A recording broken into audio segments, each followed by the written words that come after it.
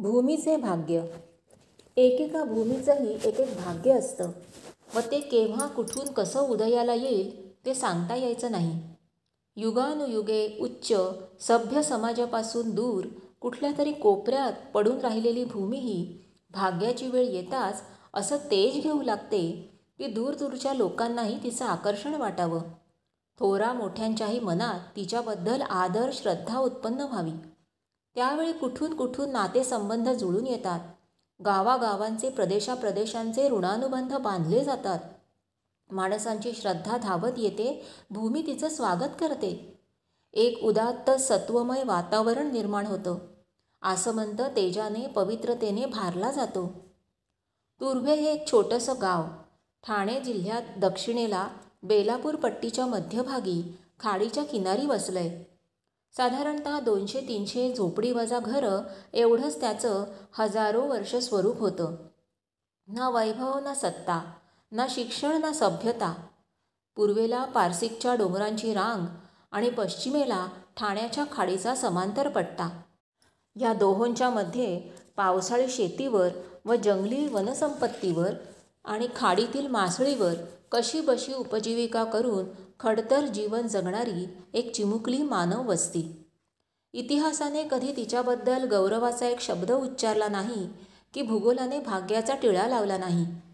हिंदुस्थानात ठिकठिकाणी दऱ्याखोऱ्यांतून हजारो छोटी छोटी खेडी विखुरली आहेत. त्यांच्याच मालिकेतलं हेही एक दुर्लक्षित खेडं. शहरी समाज क्वचितच या बाजूला फिरकत असे. पण याच्या भाग्याची बीजं आधीपासूनच कोणीतरी पेरून ठेवली होती की काय नकळे. एक काळ उजाडला आणि याचं भाग्यचक्र फिरू लागलं. सर्व प्रदेशाचं लक्ष याने आपल्याकडे वेधून घेतलं. एक पवित्र श्रद्धास्थान, दैवी प्रेरणा केंद्र इथे निर्माण झालं. आज हा सारा प्रदेश नव्या मुंबईच्या झळाळीने झळकत आहे. वैभवाने तळपू लागला आहे. सत्ता संपत्ती इथे पाणी भरू लागले आहेत. पण ज्या काळात यापैकी कोणत्याही गोष्टींचा इथे मागमूस नव्हता, सुजाण संपन्न समाजाला याची फारशी ओळखही नव्हती, त्या अजाण सुन्न अवस्थेत 40-50 वर्षापूर्वी इथे अशी एक महान विभूती होऊन गेली की जिने आपल्या दिव्य साधनेने, तपश्चर्येने या भूमीला वरदान दिलं. माणसामधला माणूस जागा केला. त्याला खऱ्या उद्धाराचा मार्ग दाखवला. पवित्रतेने दिव्य जीवन जगण्याचा संदेश दिला. नामसाधनेचं महत्त्व काय असतं, चराचर विश्वाशी संबंध कसे जोडता येतात, परमेश्वराशी माणसाचं नातं किती जवळचं आहे आणि पूर्णतेला पोहोचणं माणसाच्याच हातात कसं आहे, हे स्वतःच्या उदाहरणाने दाखवून दिलं. अखंड स्नेह, सेवा, त्याग यांच्या आधारे स्त्रीवर्गामध्येही एक जागृती निर्माण केली, चैतन्य आणलं. इतकंच नव्हे तर आपल्या अमोघ भविष्यवाणीने आजच्या नव्या मुंबईची भाग्यरेखाही रेखाटली. ज्यावेळी विचारवंतांनाच काय, पण प्रत्यक्ष सरकारला देखील नवी मुंबई वगैरेबद्दलची स्वप्नातसुद्धा काही कल्पना नव्हती, त्यावेळी 40-50 वर्षापूर्वी या महनीय व्यक्तीने ध्यानावस्थेत असताना साक्षात्कार घडल्याप्रमाणे उद्गार काढले. या सगळ्या झोपड्या जाणार, नवी विशाल घरं होणार, चांगले चांगले लोक राहायला येणार, ही सारी वस्ती मुंबई बनणार आहे. त्यावेळी कोणाला खरंही वाटलं नाही ते बोलणं. पण आज तीच भविष्यवाणी क्षणाक्षणाने कणाकणाने आकार घेत चालली आहे. नवं रेखीव सुंदर शहर उदयाला आलं आहे. असं हे नवचैतन्य या भूमीत ओतणारी ही दिव्य शक्ती म्हणजे या परिसरात 1925 ते 41 या कालखंडात अखंड तेजस्वी साधना करून गेलेली नामयोगिनी श्री रामतनू माता होय. आज तुर्भे गावात गावठाणच्या पूर्वेला तलावाच्या काठी आनंदभुवनात उभी असलेली श्री रामतनूंचं साधनालय म्हणजे श्रीराम मंदिर व समाधीस्थान म्हणजे श्री नारायण मठ ही 2 स्थानं अत्यंत पवित्र क्षेत्र बनली आहेत. लहानांपासून मोठ्यांपर्यंत व रावांपासून रंकांपर्यंत सर्व तऱ्हेचे लोक नित्य दर्शनाकरता येत असतात. उपासनेकरिता व पूजापाठाकरताही लांब लांबचे लोक वारंवार येऊन आपलं इच्छित साध्य करीत असतात. कोणत्याही तऱ्हेचा बाह्य डामडोल वा सत्ता संपत्तीचा दिमाख नसतानाही केवळ श्रद्धेने भरून समाज ह्या साध्या सोज्वळ स्थानाकडे वळत असतो. कोण उदी करता येतो, कोण प्रार्थनेकरिता, कोण गाऱ्हाण्याकरिता, तर कोण नवस फेडण्याकरिता. प्रत्येकाला काही ना काही प्रत्यय येतच असतो. किमान मानसिक शांती आणि सात्विक समाधान तर ठेवलेलंच आहे.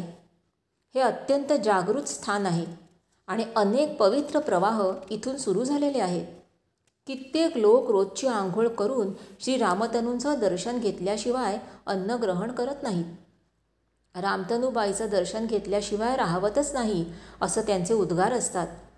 बायका रोज आपल्या मुलांना घेऊन रामतनूंच्या पायाशी येतात आणि पायरीवर मुलांना ठेवून करुणा भाकून उदीचा आशीर्वाद घेऊन जातात.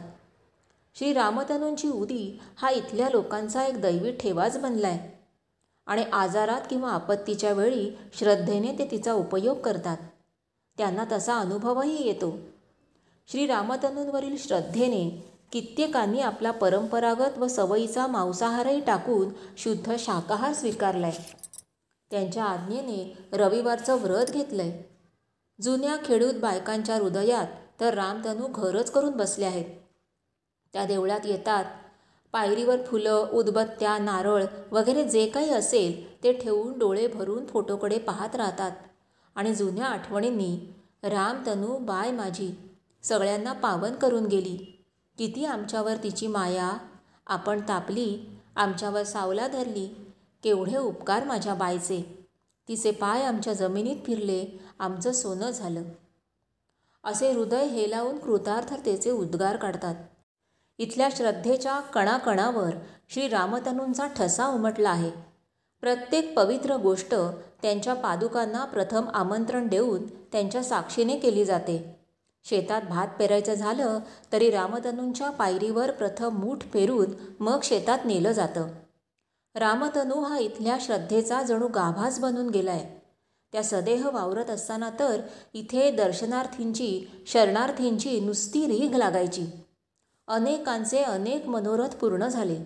दुरितग्रस्तांचं दुरीत गेलं, रोगी रोगमुक्त झाले, अनाथांना आधार मिळाला, पिशाच्यांचा उद्धार झाला, भूमी पुण्याने न्हावून निघाली. त्या असंख्य पावन आठवणींनी अजूनही वातावरण गुंजत असतं. जगात सत्तेचे, संपत्तीचे डोलारे येतात आणि जातात, त्यांचे चढ उतारही होतात, पण दैवी संपत्तीचा किंवा आध्यात्मिक तेजाचा लावलेला दीप हा अखंड अमर असतो. तो सतत तेवत राहून जगाला अमृत प्रकाश देत असतो. श्री रामतनूंचं स्थान हा असाच या भूमीत लावलेला अमर चैतन्य दिवा आहे. दैवी संकेत. वस्तुतः श्री रामतनूंचं या भूमीत येऊन राहणं ही एक विचित्र योगायोगाची घटना आहे. जवळजवळ अशक्य कोटीतीलच गोष्ट ती होती. कारण त्यांच्या घराण्याचा किंवा वंशाचा या भूमीशी काहीही संबंध नव्हता. त्यांचं घराणं मूळचं कोकणातलं, सुदूर सिंधुदुर्ग जिल्ह्यातील देवगड तालुक्यातल्या मुणगे गावचं.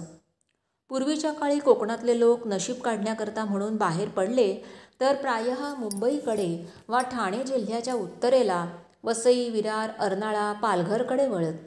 तुर्भे गाव किंवा कळवा बेलापूर पट्टी हा भाग सहसा कोणाच्या नजरेसमोर येत नसे.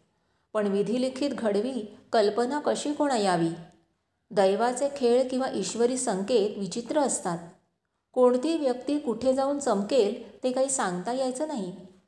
श्री रामतनूंचा या भूमीशी संबंध दैवानेच योजला असावा.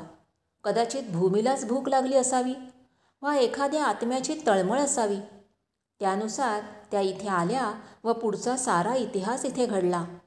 पण त्याकरता परस्परांपासून अत्यंत दूर असलेल्या या दोन गावांचे पूर्वीपासून घनिष्ठ संबंध जुळून यावे लागले.